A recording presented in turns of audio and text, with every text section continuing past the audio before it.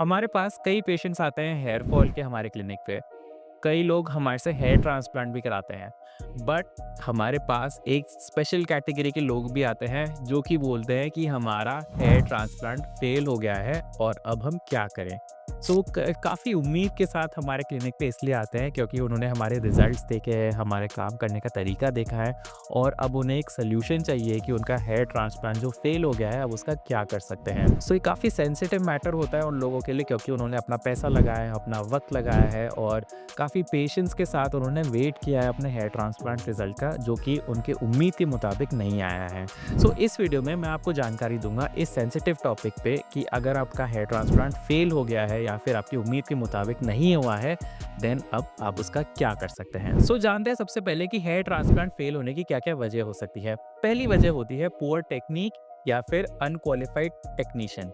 सो अगर आप गलत जगह से और गलत आदमी से हेयर ट्रांसप्लांट करा लेते हैं तो हेयर ट्रांसप्लांट फेल होने के चांस बहुत बढ़ जाते हैं। सेकंड होता है हमारा ओवर हार्वेस्टेड डोनर एरिया। अगर आप ये जो डोनर एरिया को पूरी तरह हटा देते हैं या फिर काफ़ी ज़्यादा खाली कर देते हैं तो उसमें यहाँ पे स्कारिंग हो जाती है और हेयर ट्रांसप्लांट फेल होने का रिस्क होता है। थर्ड होता है हमारा रेसिपिएंट एरिया में पुअर डेंसिटी। अगर आप डेंसिटी यहाँ पे सही नहीं देते या फिर प्रॉपरली हेयर लाइन पे डेंसिटी नहीं देते तो उसकी वजह से बाल सेपरेटेड या फिर खाली खाली दिखने लग जाते हैं। इसके बाद होता है हमारा ग्राफ्ट मेंटेनेंस। अगर ट्रांसप्लांट के दौरान ग्राफ्ट को सही तरह से हैंडल ना किया गया हो, उसका टेम्परेचर में फ्लक्चुएशंस आए हों तो फिर फेलियर हो सकता है। उसके बाद रीज़न होता है हमारा पुअर पोस्ट ऑप केयर। अगर ट्रांसप्लांट के बाद प्रॉपरली उसको ह्यूमिडिटी नहीं दी गई हो, उसको क्लीन नहीं किया गया हो तो फिर इन्फेक्शंस के रिस्क हो सकते हैं और ग्राफ्ट भी फेल हो सकते हैं। और लास्ट रीज़न होता है हमारा प्रोग्रेसिव बॉल्डिंग। सो ट्रांसप्लांट के बाद भी अगर पेशेंट्स मेडिसिन को नहीं अप्लाई करते तो उनका जो अनट्रांसप्लांटेड हेयर है यानी कि पुराने बाल है वो झड़ना कंटिन्यू कर सकते हैं और उसकी वजह से भी हेयर लॉस प्रोग्रेस कर सकता है। नेक्स्ट स्टेप क्या होता है to correct a failed hair transplant. So इसमें सबसे जरूरी है कि आप एक क्वालिफाइड डर्मेटोलॉजिस्ट या प्लास्टिक सर्जन के पास ही जाएं जो कि रेगुलरली हेयर ट्रांसप्लांट करते हैं और उसमें एक्सपीरियंस्ड है। सेकेंडली, आप जब भी उनके पास जाते हैं तो वो एडवांस माइक्रोस्कोप यानी कि ट्राइकोस्कोप्स यूज करते हैं जिससे कि वो आपके हेयर क्वालिटी, डेंसिटी, थिकनेस और हेयर रूट्स को प्रॉपर्ली असेस करते हैं। उसके बाद वो आपका रेसिपिएंट एरिया चेक करते हैं जिसमें कि वो चेक करते हैं कि आपके डोनर हेयर कितने बचे हैं और कितने एक्सट्रैक्ट हो सकते हैं और कौन कौन से अलग अलग डोनर एरियाज को हार्वेस्ट किया जा सकता है। नेक्स्ट होता है कि वो आपका रेसिपिएंट एरिया देखते हैं यानी कि आपके ट्रांसप्लांटेड हेयर देखते हैं कि उसमें कितने ग्राफ्ट्स की रिक्वायरमेंट है, उसमें किस डायरेक्शन में ग्राफ्ट्स लगते हैं और उनका ग्राफ्ट्स का प्लेसमेंट भी कैसे होना चाहिए। उसके बाद वो आपके कुछ ब्लड टेस्ट पैरामीटर्स भी करते हैं जिससे कि आपके अगर अंदरूनी डेफिशिएंसी है उसको करेक्ट करते हैं। और लास्टली वो देखते हैं अगर आपके प्रोग्रेसिव बॉल्डनेस है या फिर आपके पुराने बाल भी जैसे झड़ रहे हैं तो उसको मेडिकली मैनेज करके स्टेबलाइज करें ताकि आपका फर्दर हेयर ट्रांसप्लांट करके उसको करेक्ट कर सके। Non surgical options to correct a failed hair transplant. So अगर आपका हेयर ट्रांसप्लांट आपके मुताबिक नहीं आया है तो सबसे पहले हम इसमें इंश्योर करते हैं कि आपका एटलीस्ट ओरल मिनॉक्सिडिल या टॉपिकल मिनॉक्सिडिल कंटिन्यू रहे और उसको फिनेस्ट्राइड के साथ देते हैं।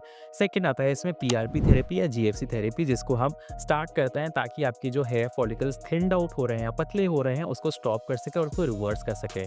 नेक्स्ट, अगर इसमें प्रोटीन डेफिशिएंसी अगर है आपके तो उसमें हाई प्रोटीन डाइट एडवाइस करते हैं और साथ में मल्टीविटामिन्स या फिर कुछ सप्लीमेंट्स एडवाइस करते हैं इन केसेस ऑफ डेफिशिएंसी और उसको भी करेक्ट करते हैं। और उसके बाद अगर आपके बॉडी में स्ट्रेस डिसऑर्डर है या फिर आपके मेंटल स्ट्रेस का भी है तो उसको भी मैनेज करने के लिए आपको सजेशंस देते हैं। सो ये सब कैलकुलेट करने के बाद हम हमारे पेशेंट्स को एडवाइस करते हैं कि उनका करेक्शन कैसे किया जाता है।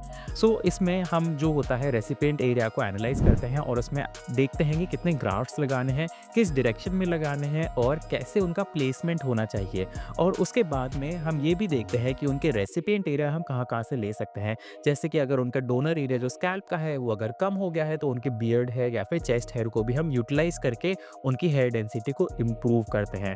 और उनको ये सब समझाने के बाद हम उन्हें एक रियलिस्टिक एक्सपेक्टेशन देते हैं कि उनको हम कैसे करेक्ट कर सकते हैं, उनका क्या एक्सपेक्टेड रिजल्ट आ सकता है। Myths versus fact regarding to hair transplant. Number 1 myth is कि जिस क्लिनिक में सबसे अच्छा ऑफर दिया जाए वही क्लिनिक बहुत अच्छा है। हेयर ट्रांसप्लांट के लिए बहुत ज़रूरी है कि आप एक सही डॉक्टर, सही क्लिनिक और सही टेक्नीक से हेयर ट्रांसप्लांट कराएं, ताकि आपको ऐसे हेयर ट्रांसप्लांट फेलियर की प्रॉब्लम ना आए। सेकंड मिथ इज ट्रांसप्लांट कराने के बाद सब चीज़ें परमानेंट होती है। ट्रांसप्लांट कराने के बाद भी आपके जो पुराने बाल हैं वो झड़ सकते हैं या पतले हो सकते हैं। इसके लिए ज़रूरी है कि आप मिनॉक्सिडिल ऑफ या फिर फिनेस्ट्राइड कॉम्बिनेशन ट्रीटमेंट्स कंटिन्यू रखें और अपने डॉक्टर के साथ फॉलो अप पे रहें। नेक्स्ट मिथ इज कि सेकंड ट्रांसप्लांट के बाद सब कुछ सही हो जाएगा। सेकंड ट्रांसप्लांट डिपेंड करता है कि आपका डोनर एरिया कैसा है, रेसिपिएंट एरिया में कितनी रिक्वायरमेंट है और आपके स्कारिंग या फिर स्किन में प्रॉब्लम है या नहीं।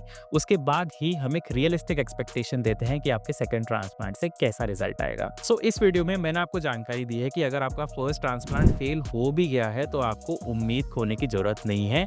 अगर आप एक qualified hair transplant specialist doctor के पास जाते हैं, जो कि एक डर्मेटोलॉजिस्ट या प्लास्टिक सर्जन होते हैं, तो वो आपके प्रॉपरली असेस करके, डिटेल में असेसमेंट करके, आपके सब पैरामीटर्स को चेक करके आपको एक रियलिस्टिक एक्सपेक्टेशन दे सकते हैं कि उसको कैसे करेक्ट किया जा सकता है। हमने कई लोगों के ऐसे ही फेल्ड हेयर ट्रांसप्लांट को करेक्ट किया है, जिनकी हेयर लाइन खराब कर दी गई हो, या फिर उनके बाल छिदे हुए या फिर डिस्टेंस पे ऐसे गैप्स दिख रहे हों, या फिर उनके उम्मीद के मुताबिक नहीं आए हो। उनका हमने करेक्ट करके उनको उनके सही हेयर लाइन दी है। सो अगर आप भी किसी को जानते हैं जो कि हेयर ट्रांसप्लांट कराने को इच्छुक है, या फिर उनका हेयर ट्रांसप्लांट उनके उम्मीद के मुताबिक ना किया गया है, देन आप हमारे क्लिनिक पे कांटेक्ट कर सकते हैं और हम उनको एक सही सोल्यूशन देके उनका हेयर ट्रांसप्लांट को करेक्ट कर सकते हैं और उनका फर्स्ट हेयर ट्रांसप्लांट भी सही इंश्योर कर सकते हैं। सो अगर आपको ये वीडियो पसंद आया है, देन आप अपने फैमिली और फ्रेंड्स ग्रुप में इस वीडियो को शेयर कीजिए और हमारे चैनल को जरूर से सब्सक्राइब कीजिए। थैंक यू, धन्यवाद।